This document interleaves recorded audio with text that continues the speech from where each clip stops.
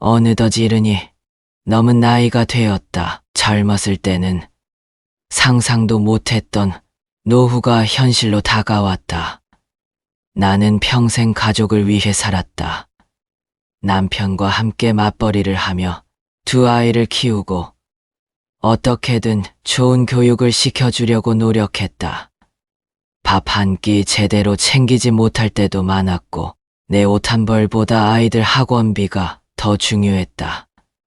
그렇게 살다 보니 시간이 훌쩍 지나 아이들은 다 자라고 나도 나이를 먹었다. 자식들이 성장하면 나를 챙겨줄 거라 믿었다. 하지만 지금 내 곁에는 아무도 없다. 창밖을 바라보면 부모와 아이들이 손을 잡고 다니는 모습이 보인다. 나도 저런 시절이 있었다. 아이들의 손을 꼭 붙잡고 다니며 이 아이들이 자라면 나를 든든하게 지켜줄 거라 믿었다. 하지만 세월이 흐르면서 모든 것이 변했다. 자식들은 바빠졌고 나는 점점 그들의 삶에서 뒷전이 되었다. 괜찮다고 스스로를 위로해 보지만 마음 한구석은 공허함으로 가득 차 있다. 젊었을 때는 이렇게 될 줄 몰랐다. 가족을 위해 최선을 다하면 당연히 나의 노후는 외롭지 않을 거라고 믿었다. 부모에게 효도하는 것이 당연했던 시대에 살았기에 자식들도 나에게 그렇게 할 거라고 생각했다. 하지만 현실은 다르다. 바쁘다는 이유로, 거리감이 생겼다는 이유로, 그리고 각자의 삶이 중요하다는 이유로 점점 멀어졌다. 어릴 때는 내 손을 꼭 붙잡고 떨어지지 않던 아이들이 이제는 안부 전화 한 통도 하기 힘들어한다. 바쁘냐고 물으면 늘 해야 할 일이 많다고 말한다. 그렇게 바쁜 와중에도 친구들을 만나고 여행을 가는 것은 가능하지만 부모를 찾아오는 일은 뒷전이 된다. 이해하려고 애써 보지만 서운한 마음이 드는 것은 어쩔 수 없다. 혼자 있는 시간이 길어질수록 많은 생각이 든다. 내가 너무 많은 기대를 한 걸까? 아니면 시대가 변한 걸까? 하지만 한 가지 분명한 건 지금 내 곁에는 아무도 없다는 사실이다. 친구들과 모여 이야기를 나누다 보면 나와 비슷한 처지의 사람이 많다는 걸 알게 된다. 다들 젊은 시절에는 가족을 위해 헌신했지만 결국 혼자가 되어버렸다. 아침에 눈을 뜨면 집안은 조용하다. 부엌에서 혼자 밥을 차려 먹고 TV를 보며 시간을 보내다가 다시 잠자리에 든다. 대화할 사람이 없다는 것이 가장 힘들다. 가끔은 내 목소리를 듣는 것도 낯설 때가 있다. 언제부터 이렇게 조용한 생활이 익숙해진 걸까? 자식들에게 섭섭한 마음이 들다가도 그들이 각자의 삶을 살아가야 한다는 걸 이해하려고 노력한다. 하지만 한편으로는 너무 허무하다. 이렇게까지 외로운 노후를 맞이할 줄 알았다면 젊은 시절 내 삶을 조금 더 챙기지 않았을까? 가족을 위해 모든 것을 희생하기보다 나 자신을 위한 시간을 가졌다면 지금보다 덜 외로웠을까? 문득 이런 생각이 든다. 노후는 결국 혼자라는 걸 받아들이는 과정일지도 모른다. 자식이 있어도 배우자가 있어도 결국 스스로를 돌봐야 한다. 그렇다면 남은 시간 동안 나는 어떻게 살아야 할까? 이 외로움을 어떻게 받아들이고 살아가야 할까? 나는 아직 그 답을 찾지 못했다. 하지만 분명한 것은 나의 삶은 아직 끝나지 않았다는 것이다. 젊은 시절, 나는 오로지 자식들을 위해 살았다. 남편과 함께 아침 일찍 출근하고 밤늦게 돌아오는 생활이 반복되었지만 힘들다는 생각을 할 겨를도 없었다. 하루하루가 아이들을 키우는 일로 가득 차 있었다.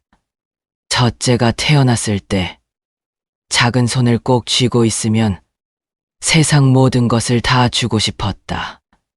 이유식 한 숟가락을 먹이는 것도 조심스러웠고, 아이가 밤새 아프기라도 하면 뜬 눈으로 밤을 지새우며 기도했다. 제발 이 아이가 건강하게 자라길. 둘째가 태어났을 때는 첫째를 돌보는 것과 동시에 두 아이를 키우느라 더욱 정신없이 바빴다. 맞벌이를 하면서도 아이들에게 부족함이 없도록 애썼다. 남들이 명품 가방을 사는 동안 나는 아이들 학원비를 챙겼고, 내 옷 한 벌보다 아이들의 책 한 권이 더 소중했다. 아이들이 성장할수록 더욱 세심하게 신경 써야 했다. 방과 후 학원 스케줄을 챙기고 늦게까지 공부하는 아이들을 위해 야식을 준비했다. 학교에서 있었던 일 하나하나 귀 기울여 들어주고 혹여나 친구들과 잘 어울리지 못할까 걱정도 했다. 내 자신을 돌아볼 틈도 없이 오직 아이들만 바라보며 하루하루를 살아갔다. 힘들다는 내색은 하지 않았다. 부모라면 당연히 해야 하는 일이라며 스스로를 다독였다. 가족을 위해 밥을 짓고 빨래를 하고 집안을 정리한 뒤 지친 몸을 이끌고 잠자리에 들었다. 피곤했지만 아이들의 얼굴을 보면 다시 힘이 났다. 아이들에게 바란 것은 그리 대단한 것이 아니었다. 나를 사랑해주는 것, 그리고 가족으로서 함께하는 것. 하지만 그 바람이 너무 큰 기대였던 걸까? 아이들은 점점 성장하며 자신들만의 세상을 만들어갔다. 학업에 열중하고 친구들과 어울리면서 부모와의 시간은 점점 줄어들었다. 나는 그저 뒤에서 묵묵히 응원하는 역할이 되었다. 그래도 괜찮다고 생각했다. 아이들이 건강하고 잘 자란다면 그것만으로도 충분한 보람이라고 여겼다. 하지만 어느 순간부터 아이들의 삶에서 점점 밀려나는 기분이 들었다. 더 이상 나의 희생이 필요하지 않은 듯했다. 대학을 가고 취업을 하고 결혼을 하면서 아이들은 각자의 길을 찾아 떠났다. 나는 여전히 같은 자리에 있지만 이제는 나를 바라보는 눈길조차 줄어든 것 같다. 자식을 위해 모든 것을 바쳐 살아온 지난 날이 이제는 내게 어떤 의미로 남아 있을까? 내가 바친 사랑과 희생이 결국 나를 이 외로움 속에 남겨둔 건 아닐까? 첫째는 사회생활이 바쁘다는 이유로 점점 연락이 뜸해졌다. 처음에는 한 달에 한 번이라도 전화를 했지만 시간이 지날수록 점점 줄어들었다. 이제는 명절에나 겨우 얼굴을 본다. 내가 먼저 전화를 하면 엄마 바빠서 나중에 전화할게. 라는 말만 남기고 끊는다. 둘째는 결혼 후 완전히 변했다. 사위가 부모님께 너무 자주 가는 걸 좋아하지 않는다며 연락을 줄이라는 눈치를 줬다고 했다. 그렇게 둘째는 나와의 거리를 두기 시작했다. 예전에는 명절이면 아이들이 찾아와 북적였던 집이 이제는 조용하다.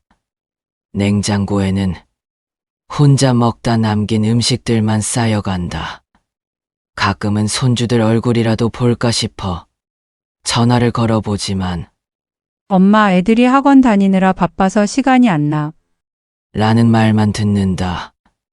명절이 되어도 이번에는 처가에 가야 해서 다음에 찾아뵐게요.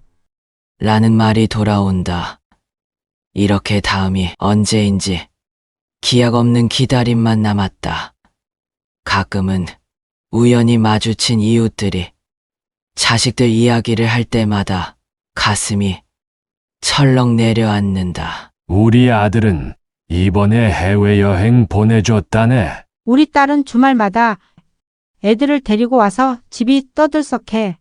남의 집 이야기를 들으며 내 처지를 돌아보게 된다. 나도 그렇게 헌신하며 키운 자식들이 있는데 왜 나에게는 같은 행복이 주어지지 않는 걸까? 그저 바쁘다는 이유로 멀어진 걸까? 아니면 내가 바라던 기대 자체가 잘못된 걸까? 모든 부모가 자식들에게 똑같은 사랑을 주었다고 해서 그 사랑이 반드시 되돌아오는 것은 아니라는 걸 이제야 깨닫는다. 몸이 불편해 병원에 갈 때도 혼자 버스를 타고 간다. 예전에는 아이들이 엄마 병원 가야 할 때 말해 내가 모시고 갈게. 라고 했지만 이제는 그런 말조차 듣기 어려워졌다. 한 번은 다리가 아파 병원에 가야 했지만 전화를 걸어도 받지 않았다. 결국 혼자 약국에서 파스를 사 붙이며 버텼다. 이런 일이 반복되다 보니 이제는 자식들에게 연락하는 것도 망설여진다. 하루는 큰맘 먹고 첫째에게 전화를 걸었다. 엄마가 요즘 허리가 많이 아파서 병원 좀 같이 가줄 수 있겠니? 엄마 요즘 회사 일이 너무 바빠서 시간 내기가 어려워요. 그냥 가까운 병원 다녀오시면 안 될까요? 그 말을 듣고 아무렇지 않은 척. 그래.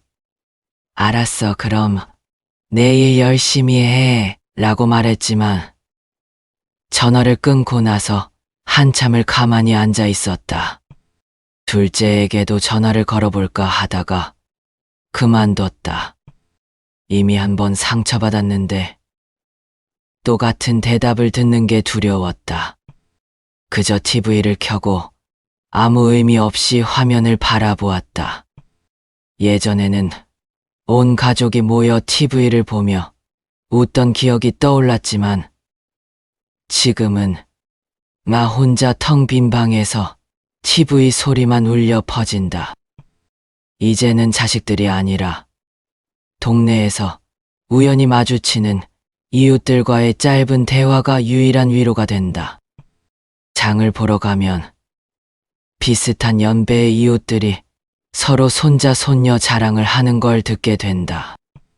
우리 손주는 주말마다 와서 같이 밥도 먹고 간다네. 그런 이야기를 들을 때마다 나는 그저 애써 웃으며 그래요? 좋겠어요. 라고 대답하지만 속으로는 허전함이 밀려온다. 나는 정말 자식들에게 짐이 된 걸까? 이제는 그들에게 얘가 필요 없는 존재가 되어버린 걸까? 둘째가 아이를 낳았을 때 나를 찾아왔다. 엄마, 맞벌이를 해야 하니까 애 좀 봐줘. 나는 고민하지도 않고 흔쾌히 수락했다. 손주를 돌보는 일은 힘들었지만 내 품에서 자라는 아이를 보며 행복했다. 새벽같이 일어나 이유식을 만들고 밤늦게까지 아이를 보살폈다. 내 몸이 힘들어도 손주의 웃음 한 번이면 모든 피로가 사라지는 것 같았다. 하지만 손주가 어느 정도 자라자 나는 다시 외면당했다. 이제 어린이집 보내기로 했어. 엄마 고생 많았어. 그 말 한마디로 나는 손을 놓아야 했다. 아이가 어린이집에 가고 난 후 나는 더 이상 필요 없는 존재가 되어버렸다.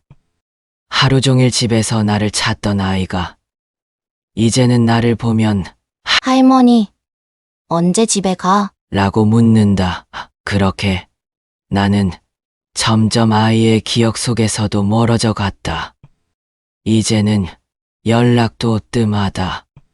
처음에는 가끔이라도 손주를 데리고 찾아오더니 점점 발길이 끊겼다. 보고 싶어서 먼저 전화를 걸면 엄마, 요즘 회사 일이 너무 바빠서 주말에도 출근해야 해. 다음에 갈게. 라는 대답만 돌아온다. 다음이라는 말은 기약 없는 기다림이 되어버렸다. 손주를 봐줄 때는 그렇게 자주 연락하더니 이제는 내가 찾아가도 바쁘다는 핑계로 금방 자리를 떠버린다. 언젠가 한 번은 용기를 내어 말했다. 엄마가 너희 집 근처로 이사 가면 어떨까? 그래도 가까이 있으면 너희도 편하지 않겠니? 하지만 돌아온 대답은 차가웠다. 엄마, 우리는 아직 우리끼리 생활하는 게 좋아. 너무 가까우면 서로 부담될 수도 있잖아. 그 말이 머릿속을 맴돌았다. 부담이 되는 존재일까?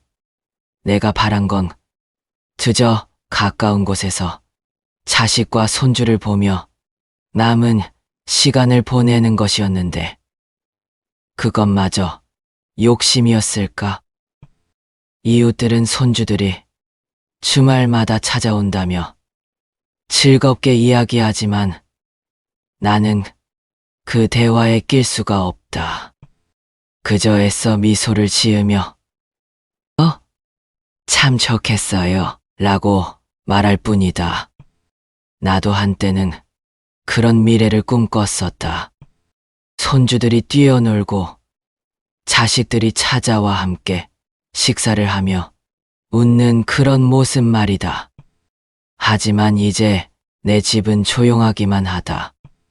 내가 손주를 돌봐주던 그 시간들은 결국 내게 어떤 의미로 남았을까? 사랑과 정성을 다해 키운 시간이었지만 결국 나는 짐이 되어버린 것일까? 처음에는 자식들에게 서운한 감정뿐이었다. 내가 이토록 헌신했는데 왜 이렇게 외면하는 걸까? 그들에게 모든 것을 바쳐 키웠는데 결국 나는 이렇게 혼자가 되어버린 걸까? 머릿속이 복잡해질 때마다 깊은 한숨이 나왔다. 문득 거실, 산쪽에 놓인 가족 사진을 바라보았다.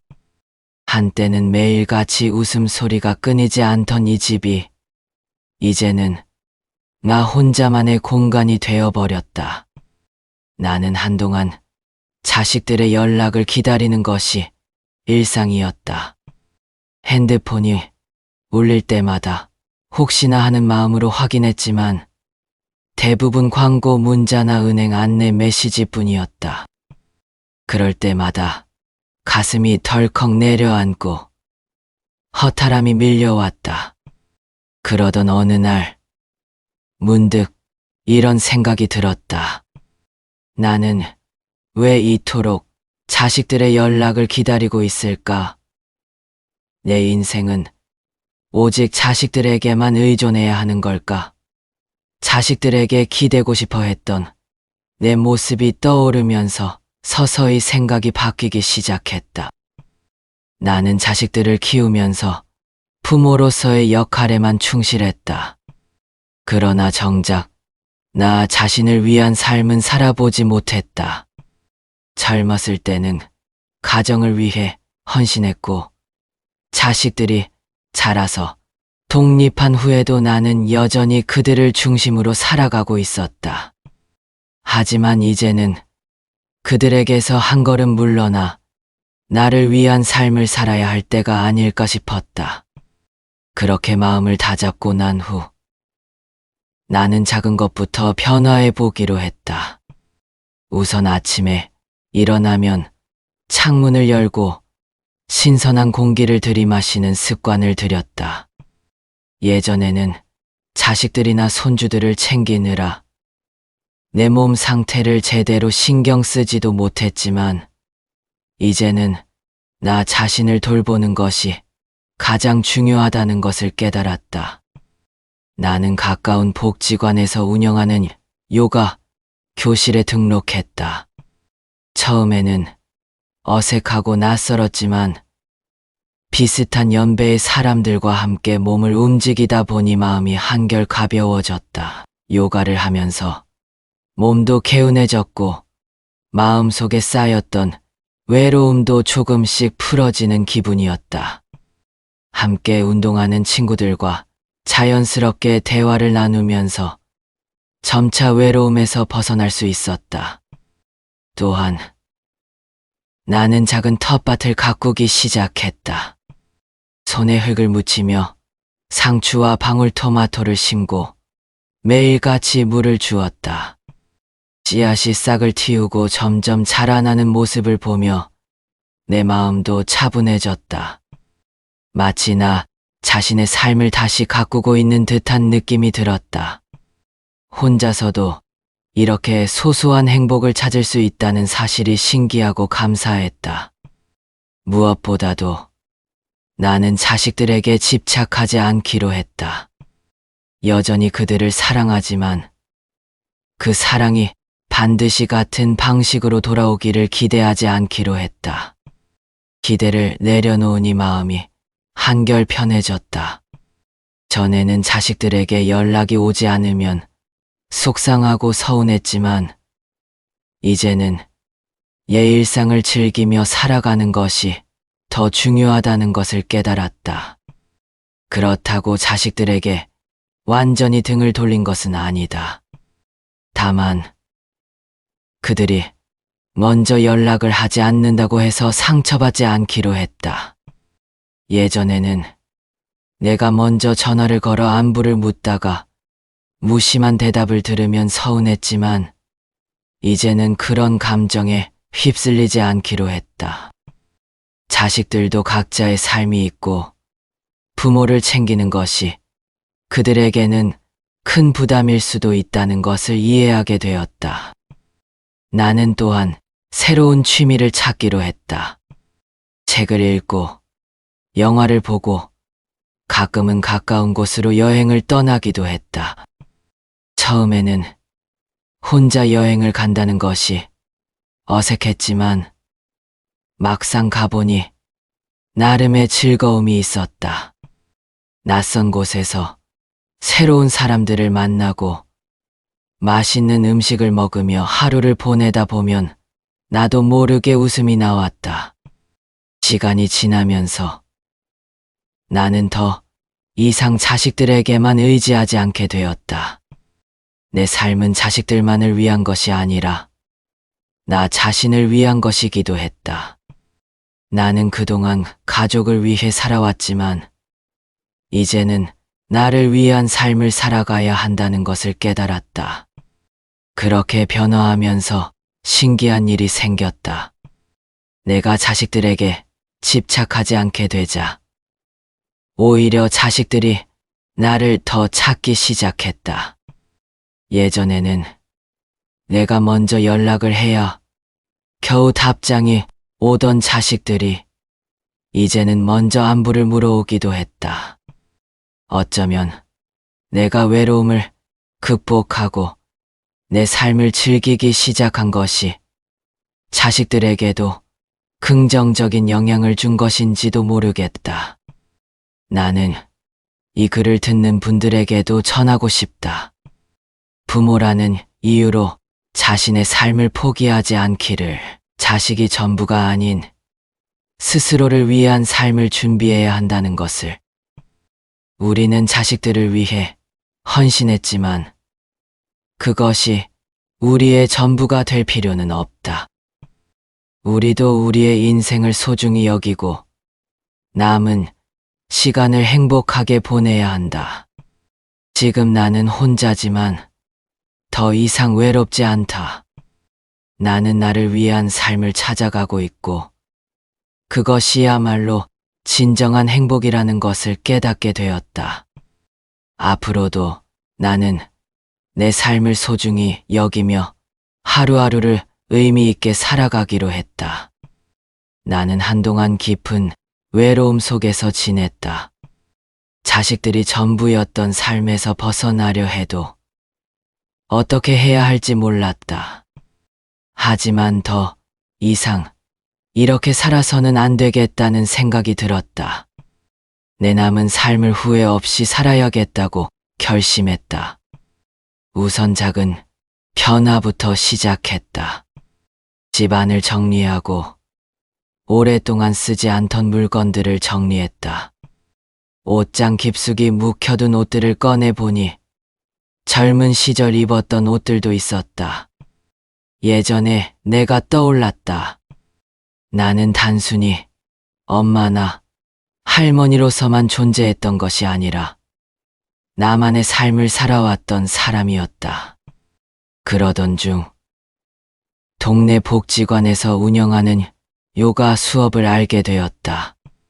처음에는 망설였지만 용기를 내어 등록했다. 수업에 가보니 나와 비슷한 연배의 사람들이 많았다. 다들 각자의 사연을 가지고 있었지만 밝게 웃으며 이야기를 나누는 모습이 인상적이었다. 그들과 함께하며 점점 내 안의 우울함이 사라지는 것을 느꼈다. 또한 작은 텃밭을 가꾸기 시작했다. 싱싱한 채소들이 자라나는 모습을 보면서 마음이 평온해졌다. 매일 아침 텃밭을 돌보는 것이 일상이 되었고 그것이 나에게 새로운 삶의 활력을 주었다. 내 손으로 직접 기른 채소들을 수확해 요리하면서 예전에는 느끼지 못했던 작은 기쁨을 발견했다. 혼자 사는 시간이 많아지면서 오랫동안 놓아두었던 취미 생활도 다시 시작했다. 젊은 시절 좋아했던 그림을 그려보았고 책을 읽으며 스스로를 돌아보는 시간을 가졌다. 예전에는 가족을 위해 살았다면 이제는 나 자신을 위해 살아가는 법을 배우고 있었다. 물론 자식들을 완전히 잊은 것은 아니다. 여전히 그들이 잘 되길 바라고 건강하기를 기도한다. 하지만 예전처럼 자식들에게 의지하며 살지는 않는다. 가끔은 먼저 연락도 하고 명절이 되면 얼굴을 보러 가기도 한다. 하지만 그들에게 기대지 않기로 했다. 그들도 그들만의 삶이 있고 나는 나만의 삶이 있기 때문이다. 새로운 친구들도 생겼다. 복지관에서 만난 사람들과 함께 시간을 보내며 외로움을 채워나갔다.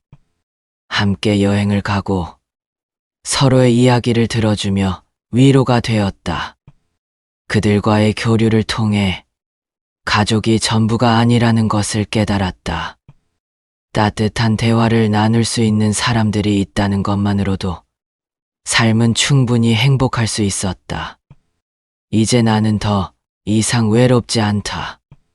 자식들에게 버려졌다고 생각했던 시간은 결국 나를 찾기 위한 시간이었음을 깨달았다.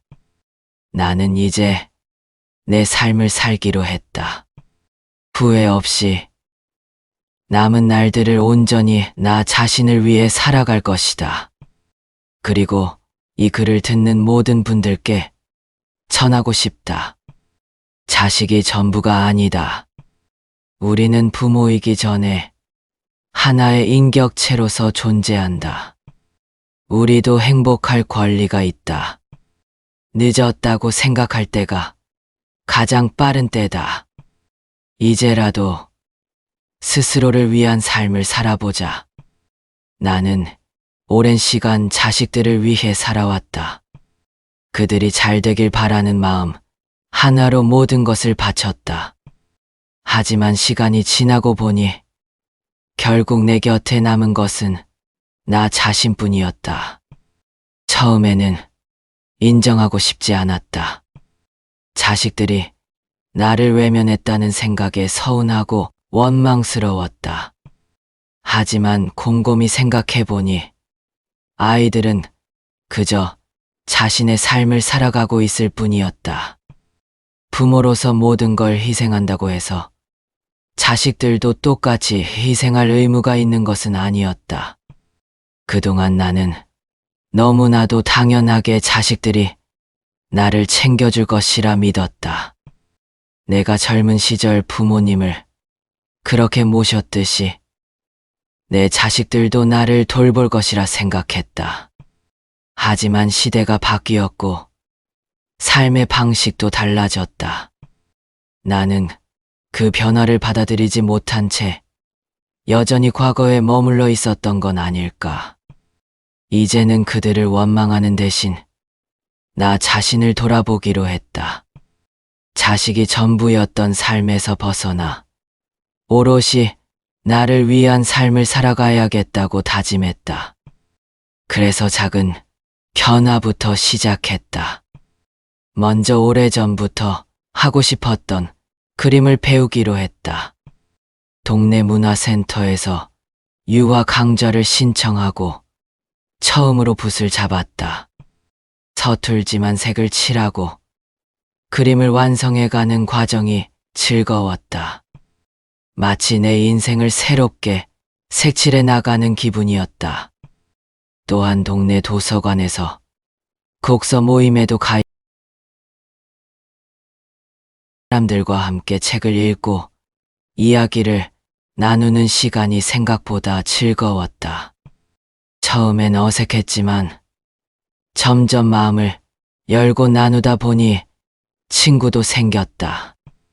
이제는 그들과 함께 여행도 가고 소소한 일상을 공유하며 웃을 수 있는 날이 많아졌다.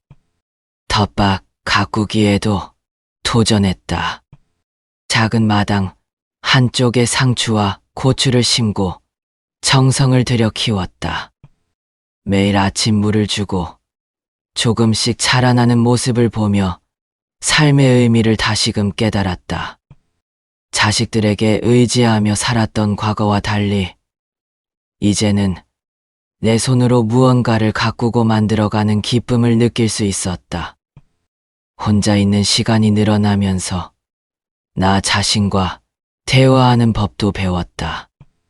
이제는 과거의 후회와 미련을 내려놓고 남은 시간 동안 어떻게 하면 행복하게 살아갈 수 있을지 고민하게 되었다. 그리고 깨달았다. 행복은 멀리 있는 것이 아니라 지금 이 순간을 어떻게 살아가느냐에 달려 있다는 것을. 나는 더 이상 외롭지 않다. 물론 가끔은 자식들이 보고 싶고 손주들의 웃음소리가 그리울 때도 있다. 하지만 이제는 그리움에 매달리기보다는 내 삶을 소중히 여기며 하루하루를 채워나가기로 했다. 자식들도 결국 자신만의 삶을 살아가야 하듯이 나 또한 얘 삶을 살아가야 한다. 부모로서의 역할도 중요하지만 무엇보다 자신을 위한 삶을 준비해야 한다는 것이다. 자식들이 전부인 삶에서 벗어나 나 자신을 돌보고 사랑하는 것이야말로 진정한 행복이 아닐까.